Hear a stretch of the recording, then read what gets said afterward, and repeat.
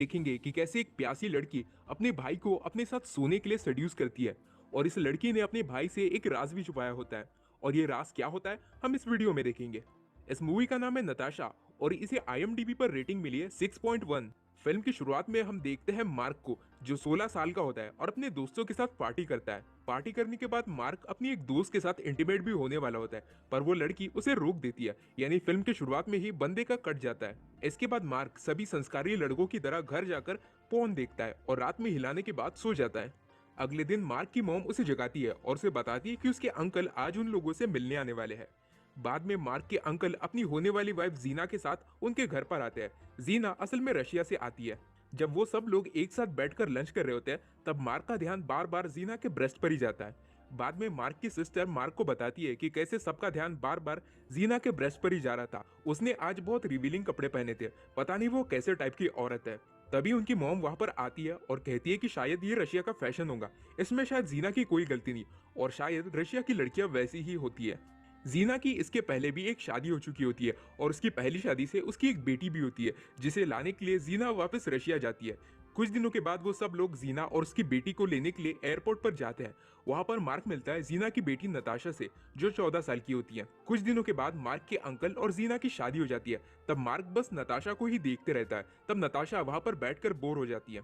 शादी के बाद सब लोग मार्क के घर में वापस जाते हैं। तब मार्क नताशा को अपना घर दिखाता है। मार्क उसे अपने रूम में लेकर जाता है। तब नताशा उससे पूछती है कि तुम अपने रूम में क्या क्या करते हो। मार्क उसे कहता है कि मैं तो बस यहाँ पर टीवी देखता हूँ और पढ़ाई करता हूँ। तब नताशा उससे पूछती है कि क्या तुम अपने रूम में किसी लड़की के साथ कभी सोए नहीं हो। तब मार्क ये सुनकर चौंक जाता है और पूछता है कि तुम तो बस 14 साल की हो, तुम ये बातें कैसे कर सकती हो, क्या तुम्हें शर्म नहीं आती। तब नताशा कहती है कि मुझे कोई फर्क नहीं पड़ता क्योंकि मैंने अब तक 100 बार कर चुका है और अगर तुम चाहो तो मैं तुम्हारे साथ भी कर सकती हूँ। मार्क उसे कहता है कि हम लोग अब कजिन्स हैं और मेरे अंकल ने तुम्हारी मॉम से शादी कर ली है। तब नताशा कहती है कि मेरी मॉम बहुत घटिया औरत है, वो बहुत से आदमियों के साथ कर चुकी है और मैंने उसे बहुत से आदमियों के साथ करते हुए देखा भी है। मार्क इस पर कुछ नहीं कहता और नताशा बस उसे देखकर हंसने लगती है। कुछ दिनों के बाद मार्क की मॉम उसे कहती है कि तुम्हें नताशा का ध्यान रखना होगा। वो इस देश में पहली बार आई है और यहीं पर अपनी पूरी जिंदगी बिताने वाली है। यहाँ पर उसका कोई दोस्त भी नहीं है, इसलिए तुम उसके साथ टाइम स्पेंड करो और वैसे भी वो तुम्हारी कजन है। अगले दिन मार्क नताशा के घर पर जाता है, जहाँ पर जीना उसे बैठने के लिए कहती है और उसके साथ बातें करती है और उसे बताती है कि नताशा बहुत अलग लड़की है, वो हमेशा अकेले रहती है, इसलिए अगर नताशा उससे गुस्सा हो जाए तो मार्क को बुरा नहीं मानना चाहिए। इसके बाद जीना नताशा को बुलाती है और उनके बीच किसी बात का झगड़ा चल रहा होता है, इसलिए नताशा गुस्से में वहां से चली जाती है। तब मार्क भी उसके पीछे जाता है। बाहर में नताशा मार्क को बताती है कि वो अपनी मॉम की तरफ देखना भी नहीं चाहती, वो अपनी मॉम से बहुत नफरत करती है। उसकी मॉम ने उसे यहाँ पर लाकर उसकी लाइफ बर्बाद कर दी है।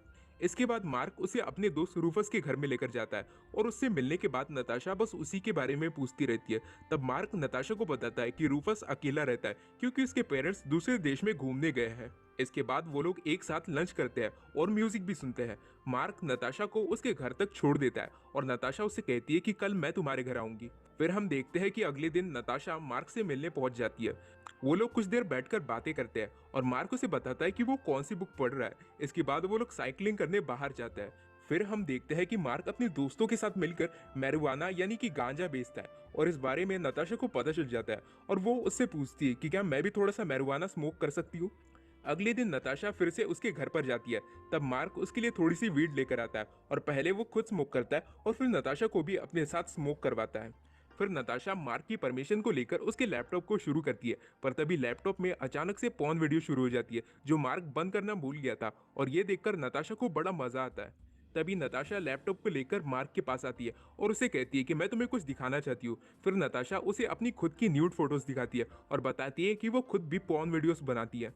नताशा उसे पूछती है कि क्या तुम मेरे साथ करना चाहते हो, और मार्क के जवाब देने से पहले ही नताशा अपनी ब्रा उतार देती है और फिर मार्क के सामने अपनी अंडरवेयर में खड़ी हो जाती है और कुछ देर बाद वो अपनी अंडरवेयर को भी निकाल देती है। नताशा उसे किस करने लगती है और वो लोग वहीं पर मार्क के रूम में इंटीमेट होते हैं। नताशा मार्क को बताती है कि वो 12 साल की थी तब से वो ये काम कर रही है क्योंकि उसे इसके अच्छे पैसे मिल जाते हैं। नताशा उसे कहती है कि उसकी मॉम को भी इस बारे में पता चल गया था। उसकी मॉम ने उसे कुछ कहा तो नहीं, पर वो नताशा के कमाए हुए पैसों के पीछे पड़ गई थी, इसलिए नताशा को ये सब काम बंद करना पड़ा और तभी से उन लोगों के बीच कुछ भी सही नहीं चल रहा। इसके बाद मार्क और नताशा एक दूसरे के साथ और भी ज्यादा टाइम स्पेंड करने लगते हैं, यहाँ तक कि वो दोनों एक दूसरे के साथ नहाते भी है और भी ज्यादा इंटीमेट होते हैं। और मार्क उसे पसंद भी करने लगता है। मार्क उसे अपने दोस्तों के साथ पार्टी करने लेकर जाता है और उसे पूरा शहर भी घुमाता है। कुछ टाइम के बाद मार्क के अंकल और जीना बाहर में घूमने जाते हैं, इसलिए नताशा मार्क के घर में ही रुकी होती है। रात में नताशा उसे good night baby message send करती है और कुछ देर के बाद उसी के रूम में चली आती है, क्योंकि वो कहती है कि उसे नींद नहीं आ रही। नताशा और मार्क बाहर में घूमने जाते हैं, तब नताशा उसे कहती है कि मुझे तुम्हारे घर में रहना बहुत अच्छा लगता है, काश कि मैं यहाँ पर अपनी पूरी जिंदगी रह सकती। मार्क उसे कहता है कि तुम जब चाहो यहाँ पर रहने आ सकती हो। नताशा उसे बताती है कि उसकी मॉम मार्क के अंकल को धोखा दे रही है और अभी भी उसका नताशा के डैड के साथ अफेयर चल रहा है। नताशा कहती है कि मैंने तुम्हारे अंकल को सब कुछ बता दिया, पर फिर भी तुम्हारे अंकल ने मुझ पर भरोसा नहीं किया और मेरी मॉम की झूठी बातों में आकर मुझे झूठा समझने लगे। इसके बाद जीना और मार्क के अंकल वापस आ जाते हैं और नताशा को अपने साथ चलने कहते हैं, पर नताशा उनके साथ नहीं जाती और कहती है कि मुझे यहीं पर रहना है, मुझे यहाँ अच्छा लगता है।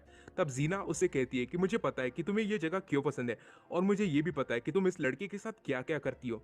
ये सुनते बराबर नताशा को बहुत गुस्सा आता है और वो जीना को मारने लगती है, मगर मार्क के डैड उसे रोक देते हैं। फिर नताशा को जीना के साथ वापस जाना ही पड़ता है। अगले दिन मार्क उससे मिलने जाता है, तब जीना उसे कहती है कि इसमें तुम्हारी कोई गलती नहीं, ये सब नताशा की गलती है। वो तो जवान आदमियों के साथ भी सोती है और तुम तो बस अभी छोटे बच्चे हो।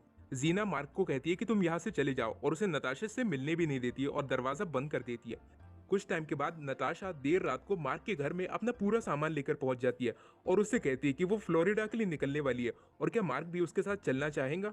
नताशा कहती है कि जीना और मार्क के अंकल की बीच की शादी टूट चुकी है।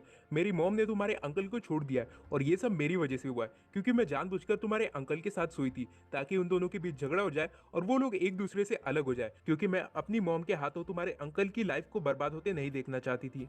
उसकी बातें पूरी होने के बाद मार्क उसे अपने घर में लेकर जाता है और उसे रात भर वहां पर रुकने देता है। सुबह होते बराबर मार्क उसे अपने बचाए हुए पैसे देता है ताकि वो अच्छे से जा सके। फिर नताशा सुबह सुबह ही अपना सामान लेकर वहां से चली जाती है। मार्क की फैमिली के लोग परेशान हो रहे होते हैं कि कैसे उसके अंकल ने अचानक से अपनी शादी तोड़ दी, क्योंकि उन लोगों को सच बात का कुछ पता ही नहीं होता और मार्क भी उन्हें कुछ नहीं बताता। मार्क का दोस्त रूफस उसे बार बार कॉल करता है, पर मार्क उसके कॉल उठाता ही नहीं। कुछ दिनों के बाद मार्क अपने दोस्त रूफस के घर पर जाता है और देखता है कि नताशा उसके दोस्त के घर में ही रहने चली गई है। रूफस उससे कहता है कि मैंने तुम्हें यही बताने के लिए कितने बार कॉल किया, पर तुमने मेरा कॉल उठाया ही नहीं। रूफस उससे कहता है कि नताशा मेरे पास सेफ रहेंगी। तभी नताशा वहां पर आती है और मार्क को गुस्से से देखती है। तब मार्क गुस्सा होकर वहां से चले जाता है और अपने घर वापस लौट जाता है, क्योंकि वो समझ जाता है कि उसका फिर एक बार कट चुका है। और ये फिल्म यहीं पर एंड हो जाती है।